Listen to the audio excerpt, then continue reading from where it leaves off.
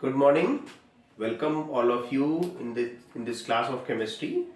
मैं पंकज जायसवाल आप लोगों को आज इस ऑनलाइन YouTube के माध्यम से ऑनलाइन क्लास में मैं आपको क्लास 11th के थर्ड चैप्टर केमिस्ट्री के थर्ड चैप्टर के बारे में बताऊंगा, जिसका नाम है periodic classification and periodic properties. Chemistry का जो तीसरा एनसीईआरटी बुक का थर्ड चैप्टर है periodic classification and periodic properties. तो पीरियोडिक क्लासिफिकेशन पहले हम डिस्कस करेंगे कि पीरियोडिक क्लासिफिकेशन आखिरकार कैसे एलिमेंट्स को क्लासिफाई किया गया, किस तरह से क्लासिफिकेशन का प्रोग्रेस हुआ और कैसे आज हम प्रेजेंट टाइम में long form of periodic table discuss करते हैं। तो ये सब डिस्कस करेंगे। उसके बाद हम डिस्कस करेंगे दूसरे टॉपिक को, जिसका नाम है periodic properties, atomic radius, ionisation enthalpy, electron gain enthalpy और इलेक्ट्रोनेगेटिविटी। तो जो आज का चैप्टर है, आज का टॉपिक है हमारा, उसका नाम है पीरियोडिक क्लासिफिकेशन। Periodic classification.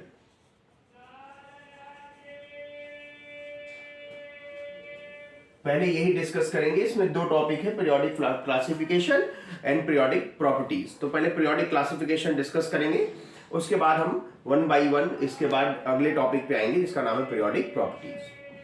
देखिए, पीरियोडिक क्लासिफिकेशन की अगर हम बात कर रहे हैं तो पीरियोडिक क्लासिफिकेशन की जो शुरुआत हुई, एलिमेंट्स को एक सिस्टम से क्लासिफाई करने की जो शुरुआत हुई, वो 1817 में जॉन डोबेराइनर ने इसकी शुरुआत की। उन्होंने पहली बार एलिमेंट्स को एक थोड़ा सिस्टम से, हल्का सा सिस्टमैटिक वे से, है ना, एलिमेंट को क्लासिफाई करने की कोशिश की। तो डोबेराइनर ने क्या किया?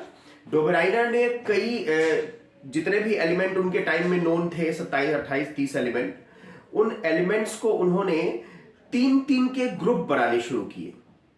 3-3 एलिमेंट्स के ग्रुप बनाने शुरू किए और 3-3 एलिमेंट्स का ग्रुप उन्होंने ऐसा बनाया कि उसमें पहले एलिमेंट और तीसरे एलिमेंट को के एटॉमिक मासेस को अगर ऐड किया जाए तो बीच वाले एलिमेंट का एटॉमिक मास आ जाता था। पहले एलिमेंट और तीसरे एलिमेंट, भाई 3 एलिमेंट का ग्रुप बनाया, एलिमेंट 1, 2, 3।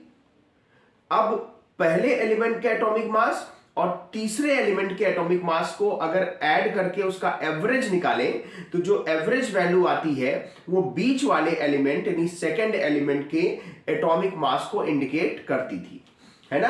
तो ये देखिए, जैसे इन्होंने ए, बी, सी 3 एलिमेंट लिया, इनके एटॉमिक मास इसका x, एलिमेंट ए का x, एलिमेंट सी का y, तो इसका एटॉमिक मास होगा x प्लस वाई बाई 2, x प्लस वाई बाई 2, है ना। मतलब दोनों के मासेस का एवरेज। जैसे एग्जांपल के लिए हम लिथियम ले लेते हैं, सोडियम ले लेते हैं, पोटेशियम ले लेते हैं। Lithium, sodium and potassium. Lithium का एटॉमिक मास है 7, पोटेशियम का एटॉमिक मास है 39, तो इसका एटॉमिक मास क्या आएगा? 7 प्लस 39 बाई 2, है ना। देखिए 46 बाई 2 यानी कि 23, एग्जैक्ट 23 सोडियम का एटॉमिक मास होता भी है। और एग्जांपल ले सकते हैं, है ना, क्लोरीन, ब्रोमीन, आयोडीन। क्लोरीन का एटॉमिक मास है 35.5, आयोडीन का एटॉमिक मास है 127, तो ब्रोमीन का atomic mass 35.5 plus 127 by 2 add कर लीजिए। ये पॉइंट के आगे 5 रहेगा, 7, 5, 12, 2, 3, 5, 1, 6, 162.5 बाई 2, टोटल आएगा 81.25 और इसका जो एटॉमिक मास होता है वो 80 होता है। तो अप्रॉक्सीमेट है, अप्रॉक्सीमेट वैल्यू है ना। तो एक ट्रायड, तो इस लॉ को इसको किसने दिया था? डोबेराइनर ने। डोबेराइनर, REINERS, डोबेराइनर्स ट्रियाड कहते हैं इसको। क्या कहते हैं? डोबेराइनर ट्रियाड, है ना। 1817 में ये थ्योरी डोबेराइनर ने रिप्रेजेंट की थी, जब उन्होंने एलिमेंट्स को तीन तीन के ग्रुप में ग्रुपिंग किया, और ऐसा ग्रुपिंग किया कि फर्स्ट एलिमेंट के एटॉमिक मास और थर्ड एलिमेंट के एटॉमिक मास का एवरेज निकाला जाए तो बीच वाले एलिमेंट का एटॉमिक मास हो जाता है। लेकिन ऐसे ट्रियाड बहुत ज्यादा ये नहीं बना पाए, है ना। एक और ट्रियाड बना सकते हैं, कैल्शियम, स्ट्रॉन्शियम, बेरियम, है ना। कैल्शियम, स्ट्रॉन्शियम, बेरियम, इसका भी ट्रियाड बन जाता है 40, 137। तो 40 प्लस 137/2, तो ये हो जाएगा 7, 177/2, है ना। ये 2 8 जा 16, 2 8 जा 16, 88.5 अप्रॉक्सीमेट है। तो कुछ ट्रियाड ये बना पाए और कई सारे एलिमेंट्स के ये ट्रियाड नहीं बना पाए, है ना। तो ये बहुत सक्सेसफुल नहीं हुआ, लेकिन क्लासिफिकेशन का दौर शुरू हो गया कि एलिमेंट्स को हम किस तरह से क्लासिफाई कर रहे हैं। तो इसका एक सिस्टम शुरू हो गया। इन्होंने पहला लॉ दिया ट्रियाड, लॉ ऑफ ट्रियाड। उसके बाद जो दूसरा, जब ये सक्सेसफुल नहीं हुआ तो कुछ टाइम के बाद दूसरा लॉ आया जो इसे न्यूलैंड ने दिया, उसे देखते हैं न्यूलैंड्स लॉ ऑफ ऑक्टेव। पहले इसको नोट कर लीजिए, उसके बाद आगे आते हैं।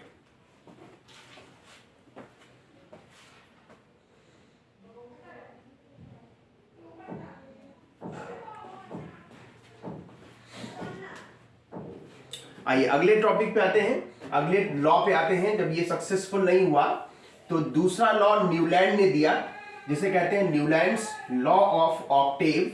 तो न्यूलैंड्स लॉ क्या था? उन्होंने एलिमेंट्स को म्यूजिकल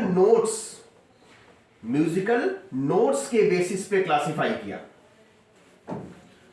सा रे गा मा पा धा नी, तो नी के बाद फिर से सा आता है।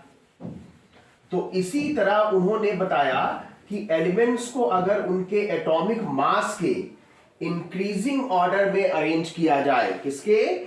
एटॉमिक मास के इंक्रीजिंग ऑर्डर में अरेंज किया जाए, तो हर सेवेंथ एलिमेंट के बाद जो एट्थ एलिमेंट आएगा उसकी प्रॉपर्टी पहले एलिमेंट की प्रॉपर्टी के साथ मैच करेगी, है ना। दूसरा, Newlands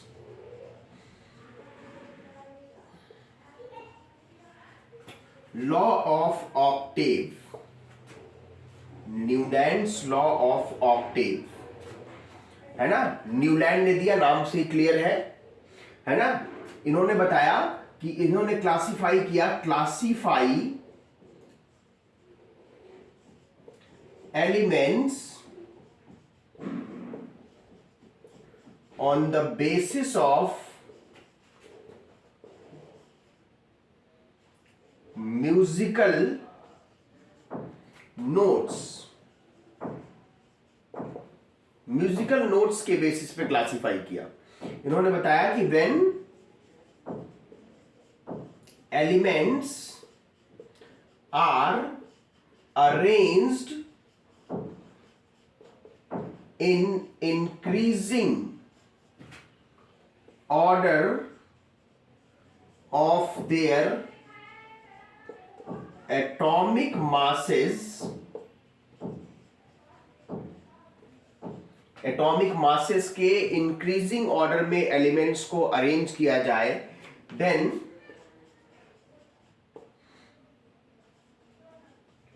every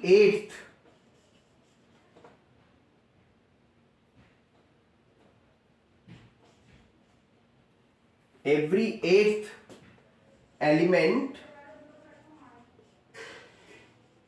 has similar properties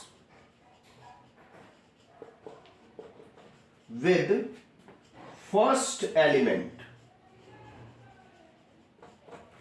जैसे देखिए, जब अगर हम क्लासिफाई करें इस बेसिस पे, तो लिथियम से शुरू करते हैं, लिथियम है ना, लिथियम के बाद बेरिलियम, फिर बोरॉन, फिर कार्बन, फिर नाइट्रोजन, फिर ऑक्सीजन, फिर फ्लोरीन। नोबेल गैस का पता नहीं था इसलिए नोबेल गैस नहीं रखेंगे। उसके बाद फिलहाल आता है नियॉन। नियॉन एक नोबेल गैस है, तो नोबेल गैस की डिस्कवरी उस टाइम तक नहीं हुई थी। तो फ्लोरीन के बाद अगला आता है सोडियम, फिर आता है मैग्नीशियम, फिर आता है एल्युमिनियम, फिर सिलिकॉन, फिर आता है फॉस्फोरस, फिर सल्फर, फिर क्लोरीन, फिर एक नोबेल गैस। नोबेल गैस पता नहीं था। तो अगला आता है यहाँ पे पोटेशियम, यहाँ पे आता है कैल्शियम। लेकिन इसके बाद क्लासिफिकेशन नहीं हो पाया क्योंकि इसके बाद आता है स्कैंडियम, और स्कैंडियम की प्रॉपर्टी एल्युमिनियम और बोरॉन की प्रॉपर्टी से मैच नहीं करती है। ये देखिए, अगर यहां से काउंट करें तो ये फर्स्ट एलिमेंट है, अगर मान लीजिए, तो second, third, fourth, fifth, six, seventh, eighth, जहां से भी काउंट करेंगे, यहां से काउंट करिए 1 2 3 4 5 6 7 8। तो जो जहां से भी काउंट करेंगे, जहां पे 8 नंबर आएगा, उन पहले और 8वें एलिमेंट, फर्स्ट और 8th एलिमेंट की प्रॉपर्टीज में सिमिलैरिटी होगी, है ना। तो इस तरह से ये जो एक साइड में आ रहे हैं, एक लाइन में आ रहे हैं, इनकी प्रॉपर्टीज एक दूसरे के सिमिलर हैं। लेकिन कैल्शियम के बाद ये क्लासिफिकेशन नहीं हो पाया क्योंकि कैल्शियम के बाद आता है स्कैंडियम, और स्कैंडियम की प्रॉपर्टी बोरॉन और एल्युमिनियम की प्रॉपर्टी से मैच नहीं करती। नोट कर लीजिए इसको। तो आगे आते हैं तीसरे लॉ पर।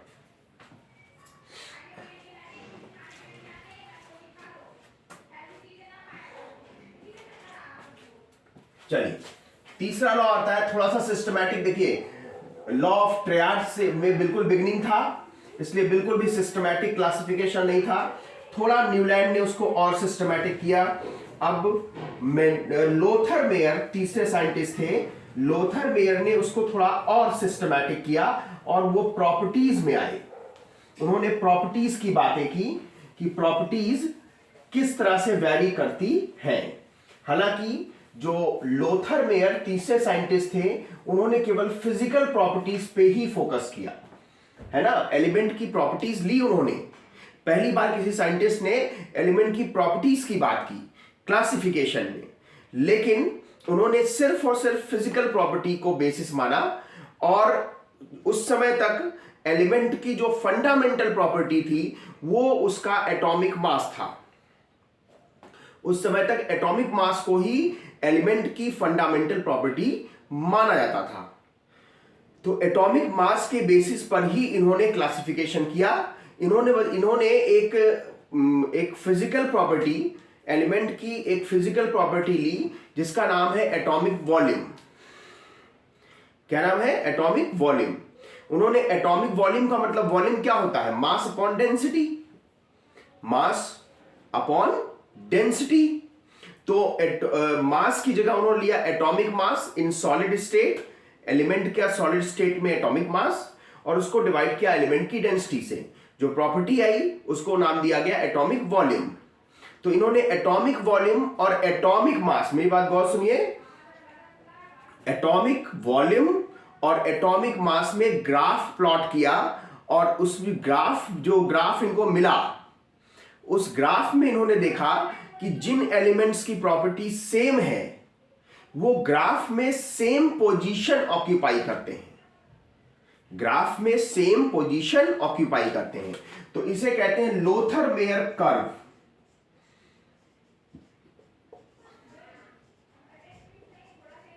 Lothar Meyer curve, Lothar Meyer curve. इन्होंने, मैंने बताया ना कि क्या डिस्कस किया, एटॉमिक वॉल्यूम के बारे में बात की। एटॉमिक वॉल्यूम का मतलब होता है एटॉमिक मास ऑफ एलिमेंट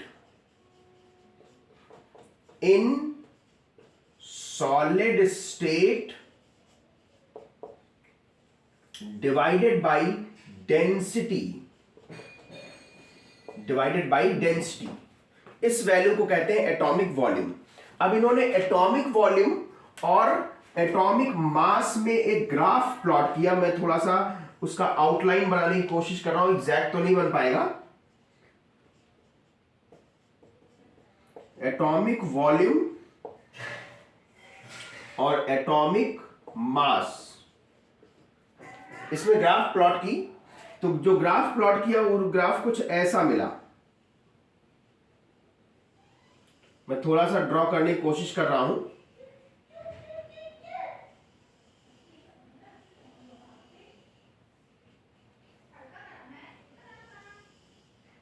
बिल्कुल एग्जैक्ट नहीं बनेगा, लेकिन काफी हद तक हमें समझने के लिए एक ड्रॉ किया है। तो देखिए ग्राफ में जो ग्राफ के पीक पॉइंट्स है, वहां पे जो एलिमेंट आया, एलिमेंट को रखा गया होगा, तो यहां पे लिथियम, यहां पे सोडियम, यहां पोटेशियम, रूबियम, सीजियम। ग्राफ के असेंडिंग पॉइंट्स पे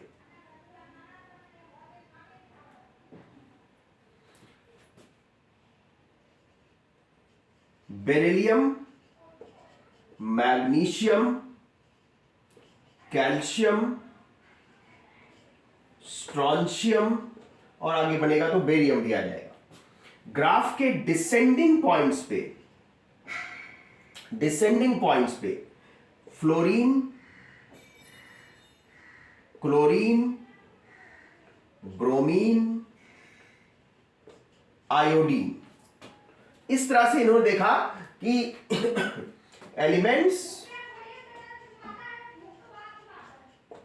with similar properties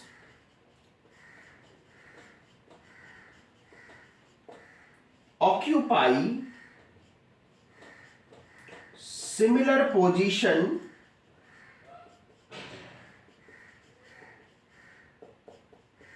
in the graph।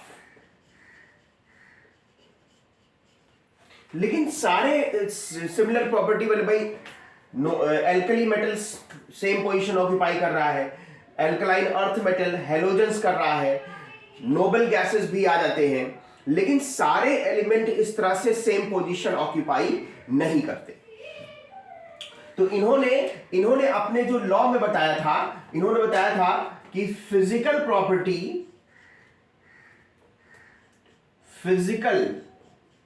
Properties of elements are periodic function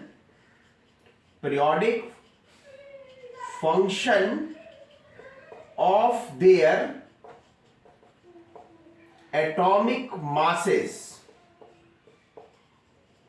मतलब देखिए एटॉमिक वॉल्यूम क्या है, फिजिकल प्रॉपर्टी है, किसके साथ वेरी कर रहा है, एटॉमिक मास के साथ वेरी कर रहा है। तो पीरियोडिक फंक्शन किसका होगा, एटॉमिक मास का होगा। कोई भी फिजिकल प्रॉपर्टी, एलिमेंट की कोई भी फिजिकल प्रॉपर्टी, उसके एटॉमिक मास का पीरियोडिक फंक्शन होता है ना। कि हालांकि इस कंसेप्ट को लोथर मेयर के इतनी वैलिडिटी नहीं मिली, इतनी मान्यता नहीं मिली, है ना, लेकिन बाद में जो मेंडलीफ का पीरियोडिक क्लासिफिकेशन था, जिसको काफी हद तक काफी चीजों में मान्यता मिली, है ना, उस पीरियोडिक फंक्शन का बेसिस माना जा सकता है लोथर मेयर कर्व को।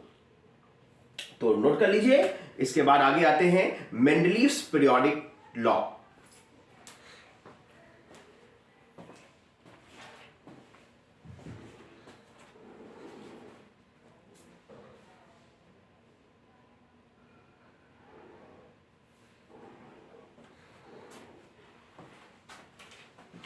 नोट कर लिया होगा। आइए अब बात करते हैं मेंडलीव्स पीरियोडिक लॉ पे। मेंडलीव्स पीरियोडिक लॉ की बात करते हैं, मेंडलीव्स पीरियोडिक क्लासिफिकेशन की बात करते हैं।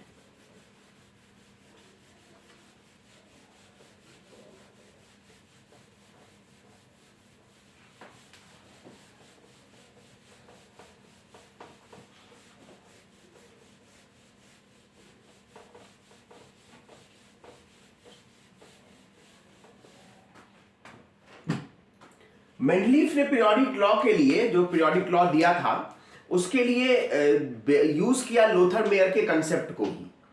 इन्होंने ये बताया, बस लोथर मेयर ने बताया फिजिकल प्रॉपर्टी और periodic function of atomic masses, लेकिन इन्होंने बताया कि फिजिकल और केमिकल प्रॉपर्टी दोनों, मतलब all the properties of element की सारी प्रॉपर्टीज उसके एटॉमिक मास का पीरियोडिक फंक्शन होती हैं, है ना। किसका पीरियोडिक फंक्शन होती है? उसके एटॉमिक मास का। कौन पीरियोडिक फंक्शन होती है?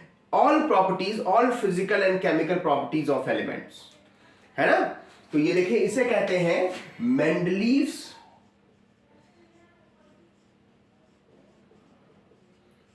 Periodic law. Mendeleev's periodic law, Mendeleev's periodic law क्या बताया इन्होंने? According to this law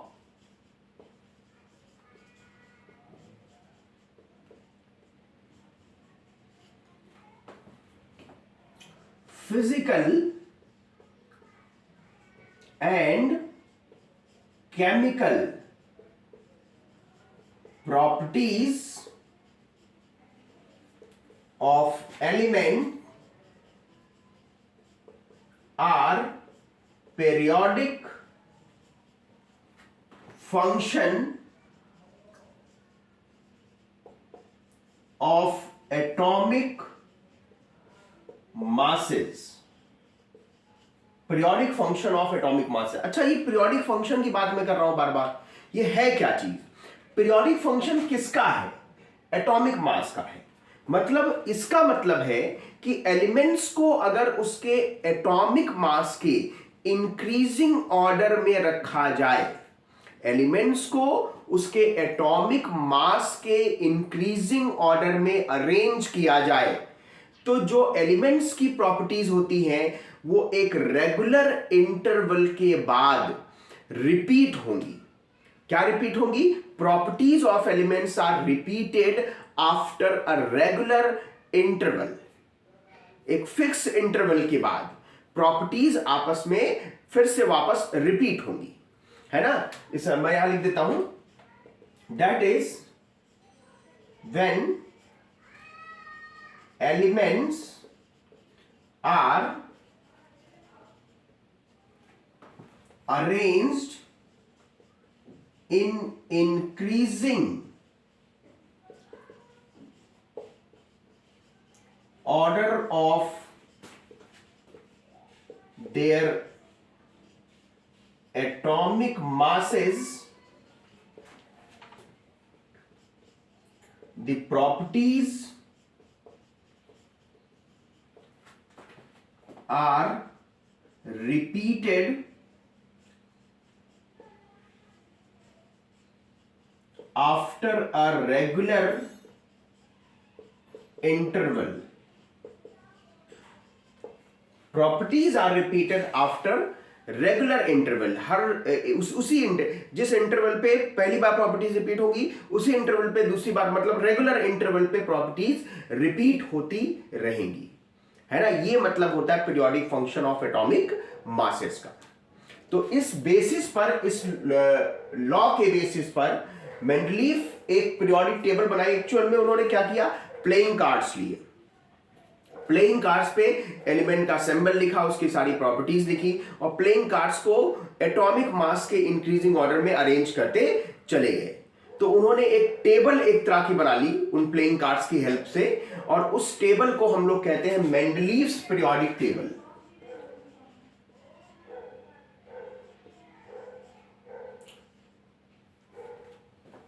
Mendeleev भी लिखा जाता है, कहीं कहीं बुक में मेंडलीफ लिखा हुआ है और कहीं कहीं बुक में मेंडलीव लिखा हुआ है।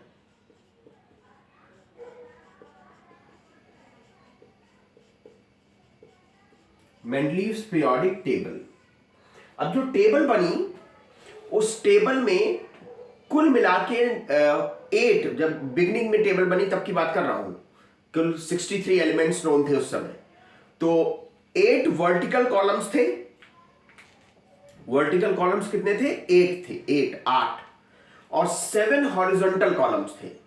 जो वर्टिकल कॉलम्स थे उनको नाम दिया गया ग्रुप, जो वर्टिकल कॉलम्स को नाम दिया गया ग्रुप, और हॉरिजॉन्टल कॉलम्स को नाम दिया गया पीरियड्स, है ना।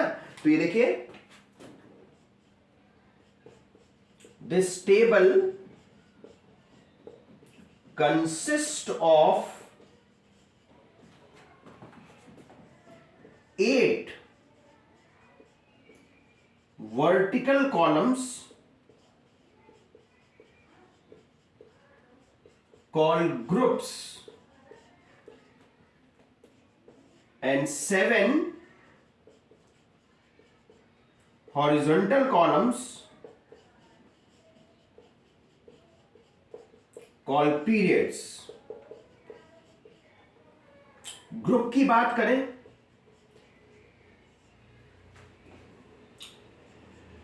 all groups except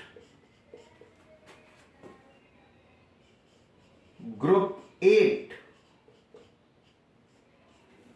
are further subdivided into 2 subgroups, that is A and B. मतलब जो वर्टिकल कॉलम्स थे उनको ग्रुप नाम दिया गया। मैंने बताया कि 8 ग्रुप थे इस तरह के, 8 ग्रुप्स। उनमें से first, second, third, fourth, fifth, six, seventh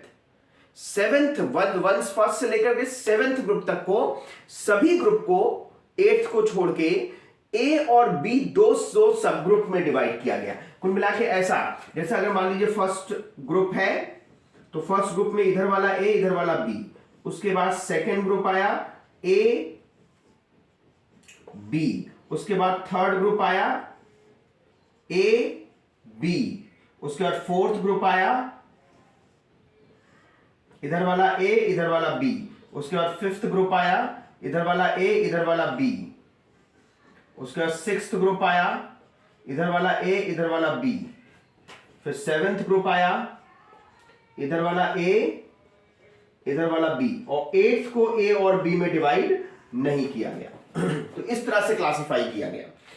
ये सब ग्रुप ए में जो एलिमेंट्स थे वो अलग थे और सब ग्रुप बी में जो एलिमेंट्स थे वो अलग थे। ठीक है, नोट कर लीजिए इसको पहले।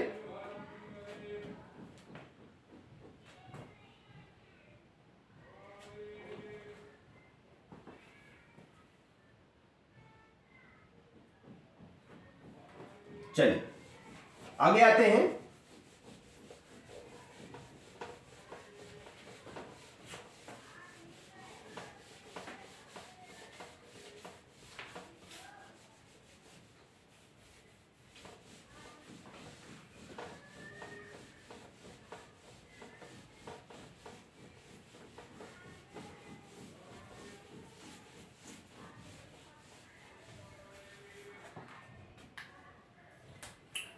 उसका देखिए दूसरा पॉइंट, ग्रुप 8 जो 8वां ग्रुप जिसको ए और बी सब ग्रुप में डिवाइड नहीं किया गया, कंटेन्स 9 एलिमेंट्स। कितने एलिमेंट्स थे इसमें? 9 एलिमेंट्स थे 3x3 के ग्रुपिंग में, 3x3 के ग्रुपिंग में, है ना। कुल मिला के मैं आपको दिखा रहा हूं, ये देखिए,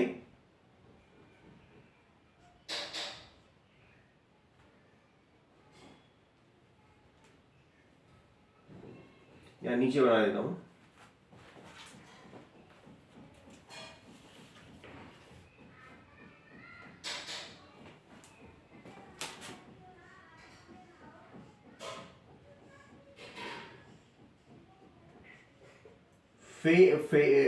आयरन, कोबाल्ट, निकेल, ये पहले वाले रो में 3 एलिमेंट थे।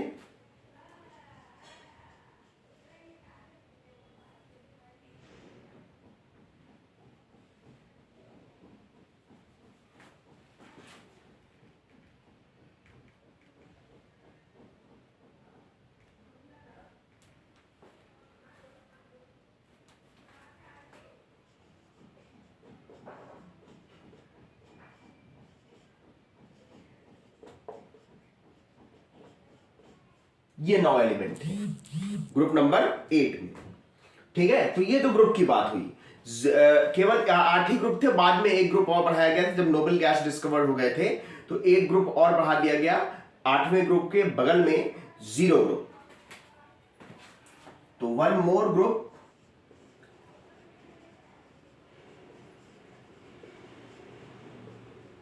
is added called 0 group after the discovery of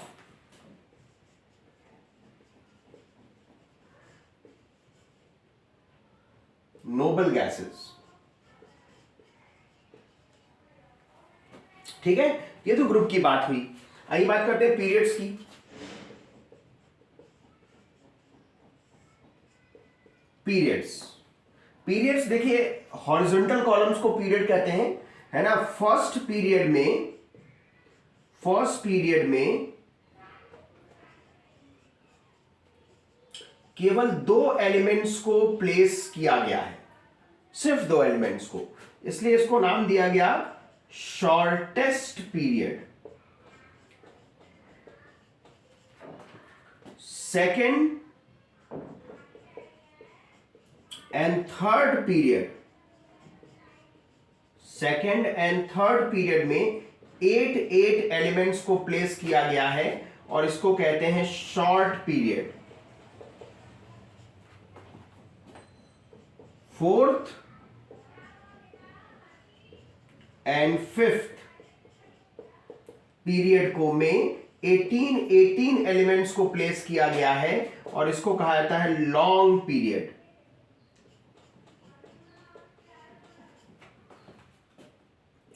sixth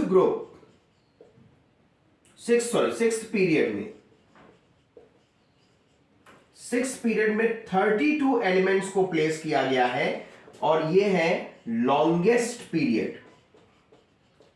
उस समय यही एलिमेंट का प्लेसमेंट था। और सेवेंथ पीरियड में उस समय 24 एलिमेंट्स थे जिनको रखा गया था और ये पीरियड अभी भी इनकम्प्लीट था, तो इसका नाम ही हो गया इनकम्प्लीट पीरियड। ये तो पीरियड्स के नाम हो गए। इसके अलावा जो सिक्स्थ पीरियड था और जो सेवेंथ पीरियड था, सिक्स्थ पीरियड में एक एलिमेंट है लैंथनम, है ना। सिक्स्थ पीरियड में तीसरा एलिमेंट है लैंथनम। लैंथनम के बाद उसका एटॉमिक नंबर 57 है।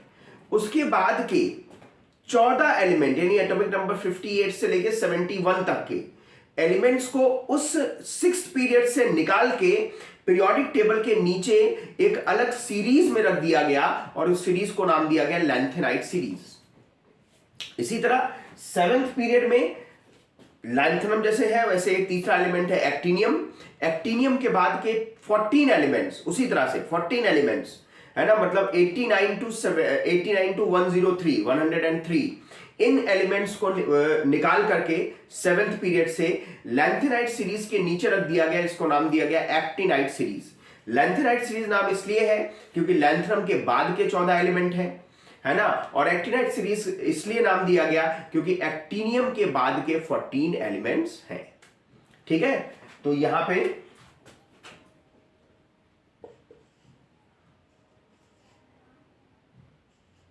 From sixth period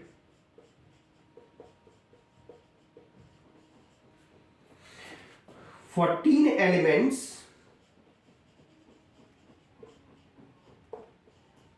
after lanthanum, that is atomic number जिसका 57 है। उस समय एटॉमिक मास पता था, अब आजकल हम एटॉमिक नंबर जानते हैं इसलिए एटॉमिक नंबर के बारे में बात करते हैं, है ना। 14 elements after lanthanum are removed and placed in separate series called lanthanide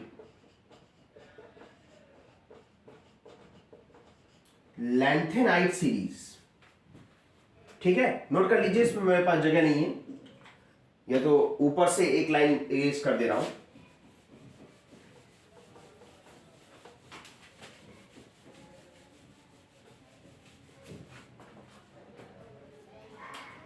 और इसी तरह from 7th period 14 elements after actinium atomic number 89 are removed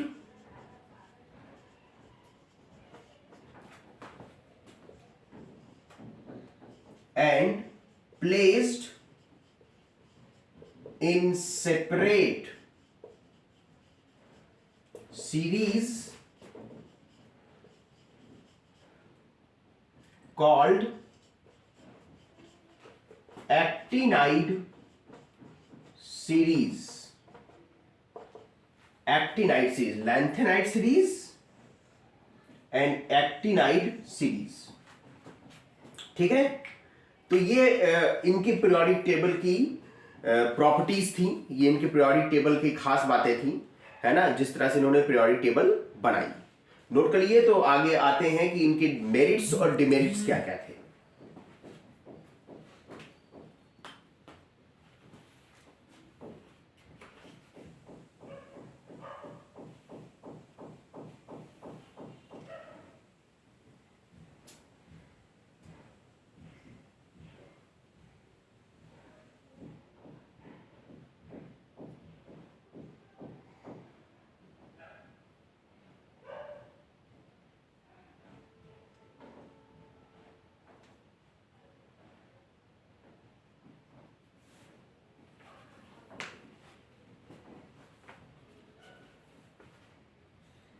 हो गया होगा।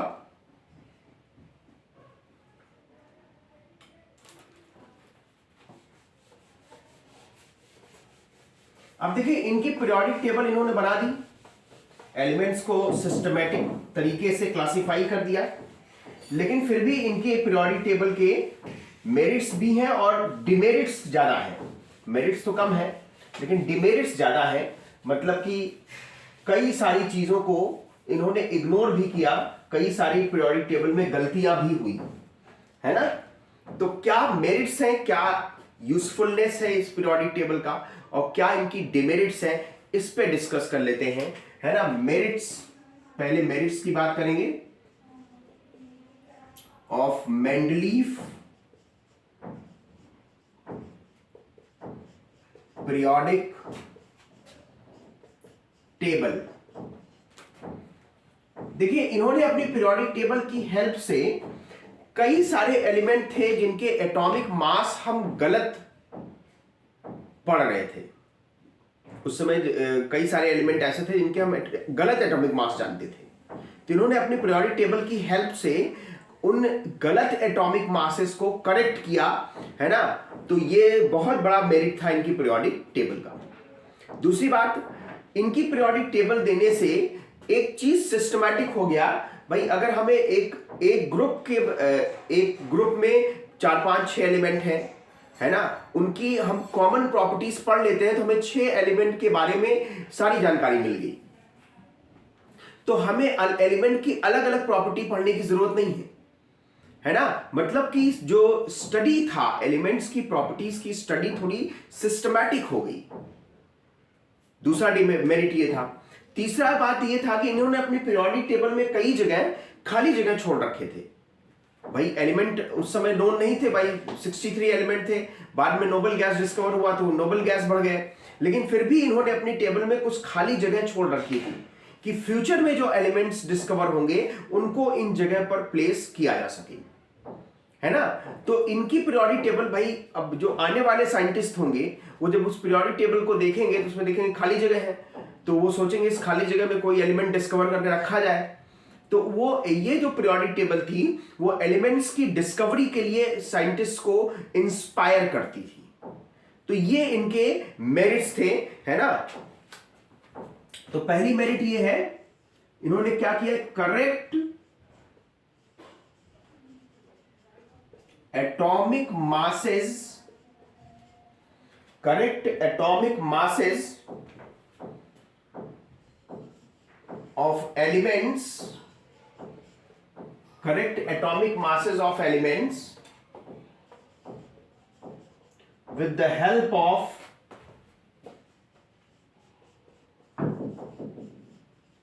periodic table.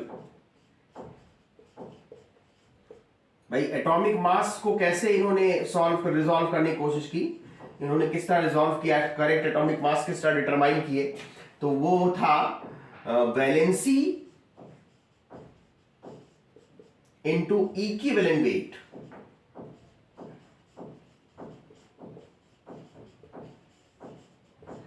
है ना। पीरियोडिक टेबल से ये बात कंफर्म हो गई कि एलिमेंट की करेक्ट वैलेंसी क्या है, और करेक्ट वैलेंसी आ गई तो इक्विवेलेंट वेट में मल्टीप्लाई कर दिया गया और correct atomic mass find out कर लिया गया। ठीक है। दूसरी बात, study of elements become systematic. Elements की स्टडी सिस्टमैटिक हो गई, है ना। And third one, inspire for the discovery of new elements. नए एलिमेंट्स की डिस्कवरी के लिए पीरियोडिक टेबल इंस्पायर करती थी। तो ये इनके मेरिट्स थी, है ना। बहुत गिनी चुनी मेरिट्स हैं, डिमेरिट्स बहुत ज्यादा है। तो पहले मेरिट्स नोट कर लीजिए, फिर डिमेरिट्स की बात करते हैं।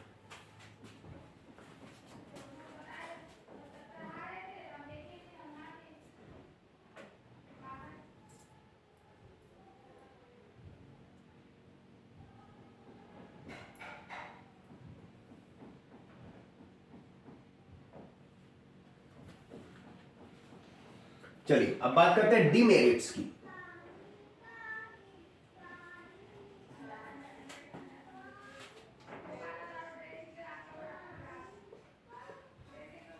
डिमेरिट्स की बात कर लें।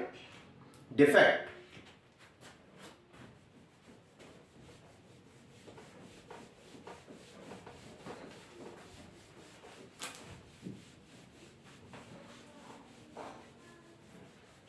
देखिए सबसे पहला डिफेक्ट तो इनकी पीरियोडिक टेबल में ये था कि ये हाइड्रोजन को इन्होंने पीरियोडिक टेबल में दो जगह पर रखा था, है ना।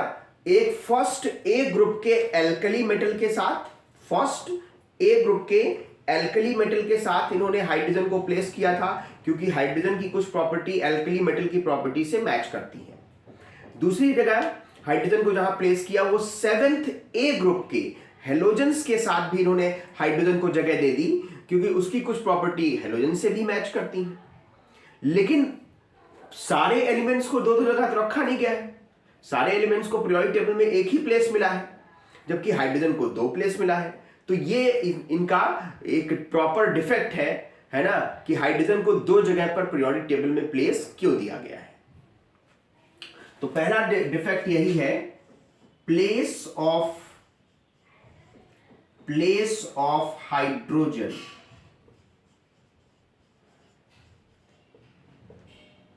प्लेस ऑफ हाइड्रोजन मैंने बताया दो जगह रखा गया है, first A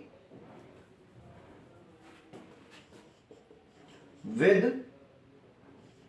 alkali metals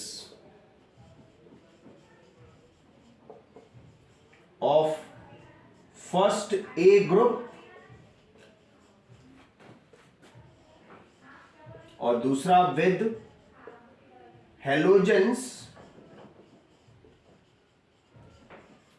of seventh A group।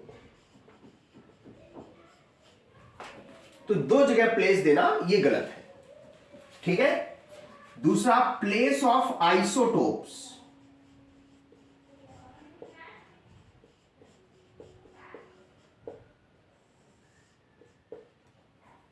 देखिए आइसोटोप्स क्या है, the atoms of same element having different mass number यानी atomic number and similar atomic masses.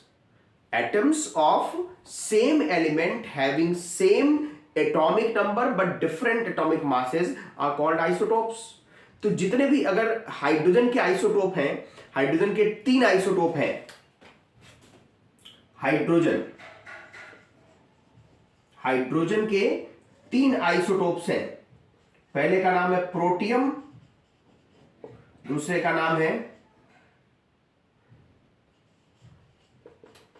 Deuterium और तीसरे का नाम है ट्राइटियम।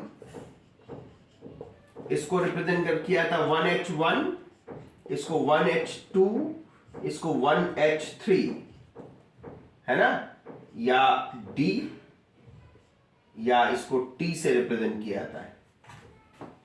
लेकिन only this one is placed in periodic table, placed in periodic table. These two are not placed in periodic table.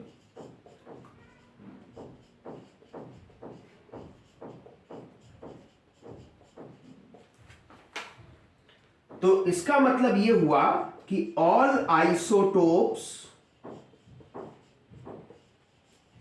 of any element are not placed in periodic table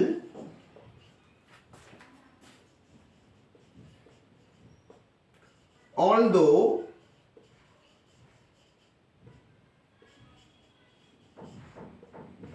they have different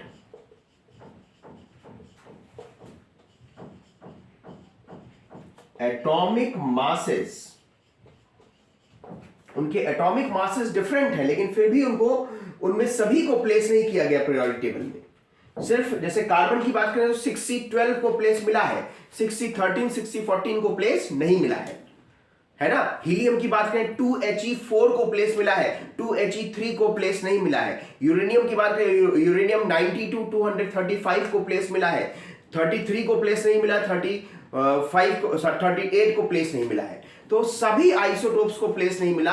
element के जो main isotope है, जिसका relative abundance nature में ज्यादा है, उसी को place दिया गया, बाकी आइसोटोप्स को प्लेस नहीं दिया गया, जो कि गलत है, जो कि डिफेक्ट होने का कारण है। नोट करिए इसको।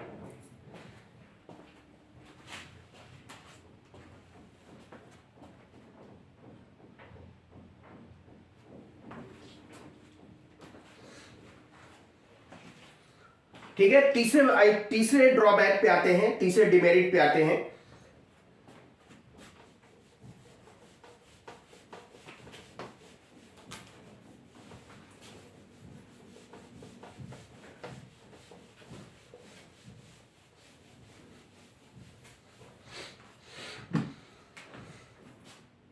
तीसरा जो बहुत इंपॉर्टेंट डिमेरिट है, इन्होंने क्या किया कि एलिमेंट्स को एटॉमिक मास के इंक्रीजिंग ऑर्डर में रखा, लेकिन 3 जगह पर इन्होंने ये ऑर्डर ही गलत कर दिया।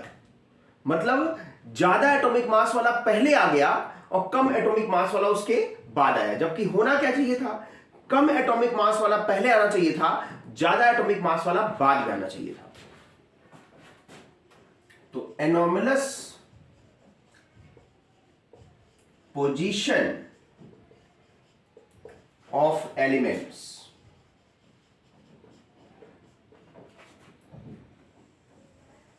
देखिए जैसे आर्गन को पहले प्लेस किया गया है पोटेशियम से, आर्गन का प्लेस पोटेशियम से पहले है, जबकि आर्गन का एटॉमिक मास जो है वो 39.9 है, जबकि इसका 39.1 है। तो पहले ये आना चाहिए, उसके बाद ये आना चाहिए, है ना। कोबाल्ट और निकेल, कोबाल्ट को पहले प्लेस किया गया है निकेल से, जबकि 58.9 एटॉमिक मास होता है और 58.7 एटॉमिक मास होता है। टेल्यूरियम और आयोडीन, टेल्यूरियम को पहले प्लेस किया गया है, आयोडीन को बाद में प्लेस किया गया है, जबकि 120 6.9 है और 127.6 है। ठीक है, तो ये इन्होंने अपने ही रूल में गलती कर दी। जो इनका मेन रूल था उस रूल में ही गड़बड़ी कर दी कि increasing order of atomic mass में रखना था, लेकिन वो पैटर्न ही इन्होंने इन 3 जगह पर गलत कर दी। ठीक है, उसके बाद अगला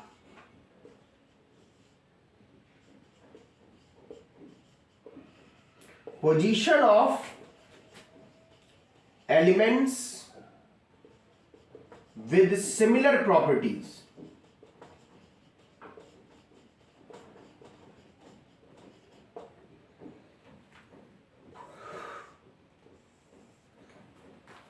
इन्होंने क्या किया कि इन्होंने ए बी 2 सब ग्रुप में डिवाइड किया एलिमेंट्स को, है ना, हर ग्रुप को ए बी 2 सब ग्रुप में डिवाइड किया है। अब जब 2 सब ग्रुप में डिवाइड किया तो सब ग्रुप ए के एलिमेंट और सब ग्रुप बी के एलिमेंट एक साथ एक ही ग्रुप में है ना, जबकि उनकी प्रॉपर्टीज में कोई मैच नहीं है। अगर हम बात करें फर्स्ट ग्रुप की, तो फर्स्ट ग्रुप में फर्स्ट ए में एल्कली मेटल्स है और फर्स्ट बी में क्वाइनेज मेटल्स है। इनकी प्रॉपर्टी में कोई मैच नहीं है। जबकि वहीं बगल में जो दूसरा ग्रुप है, सेकंड ग्रुप है, सेकंड ए सब ग्रुप में एल्कलाइन अर्थ मेटल्स है और एल्कली मेटल और एल्कलाइन अर्थ मेटल की प्रॉपर्टीज काफी हद तक सिमिलर है, तो दोनों को एक साथ होना चाहिए, लेकिन दोनों अलग अलग है ना। तो elements with similar property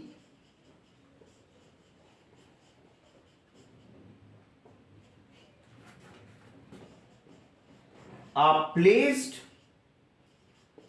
in separate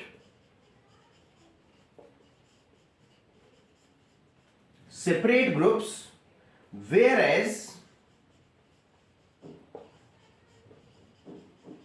elements with dissimilar properties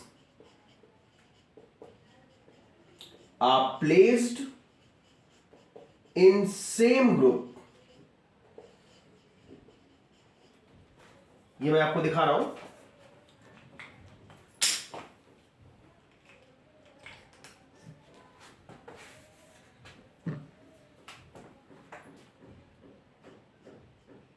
first group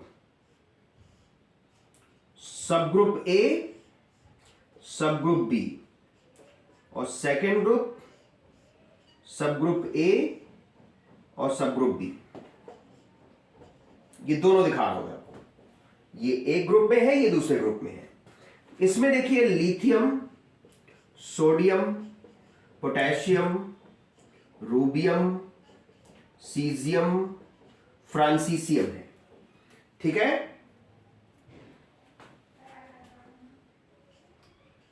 copper, silver, gold है, sorry gold Ag AU.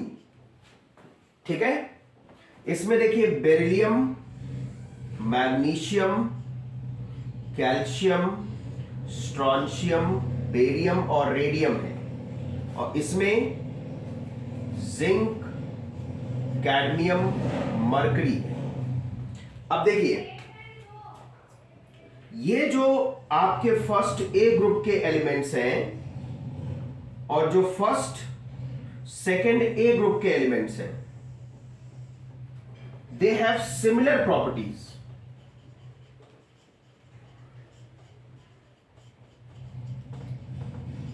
Similar properties, लेकिन फिर भी इनको एक साथ नहीं रखा गया। इनके बीच एक बाउंड्री है कि ये फर्स्ट ग्रुप के हैं और ये सेकेंड ग्रुप का है, बीच में क्वाइनेज मेटल्स हैं, तो सिमिलर प्रॉपर्टी वालों को अगल बगल होना चाहिए ना।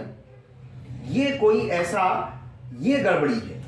अगर यही आपका second A group first A group के बगल में होता तो सही था, क्योंकि फर्स्ट ए ग्रुप के एलिमेंट की प्रॉपर्टी और सेकेंड ए ग्रुप के एलिमेंट की प्रॉपर्टी काफी मैच करती है, तो उनको अगल बगल होना चाहिए, है ना। तो यही इन्होंने सिमिलर प्रॉपर्टी वाले एलिमेंट को अलग अलग कर दिया, जबकि डिसिमिलर प्रॉपर्टी वाले एलिमेंट को एक साथ एक ही ग्रुप में रख दिया। ये इनका डिफेक्ट है इस पीरियोडिक टेबल का। नोट करिए। तो अगले पे पॉइंट पे आते हैं।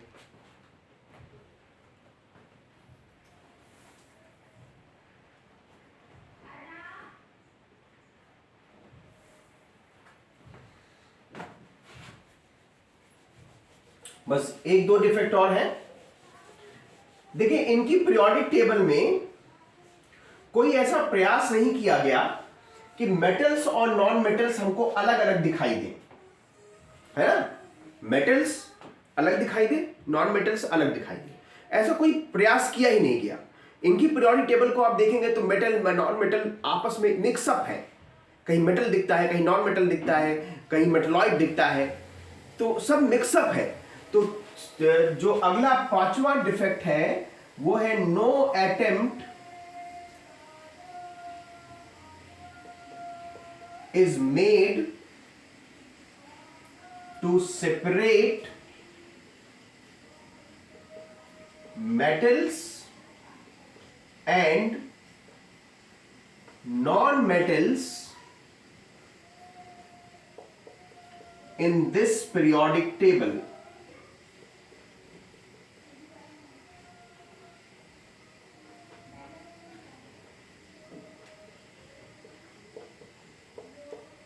कोई भी प्रयास नहीं किया गया कि मेटल्स और नॉन मेटल्स को अलग अलग किया जाए।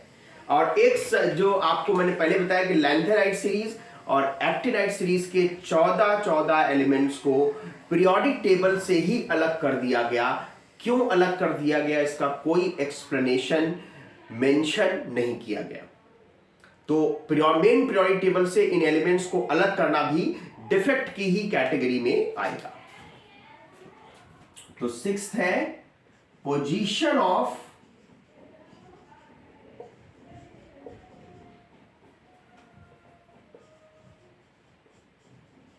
Lanthanoids and actinoids.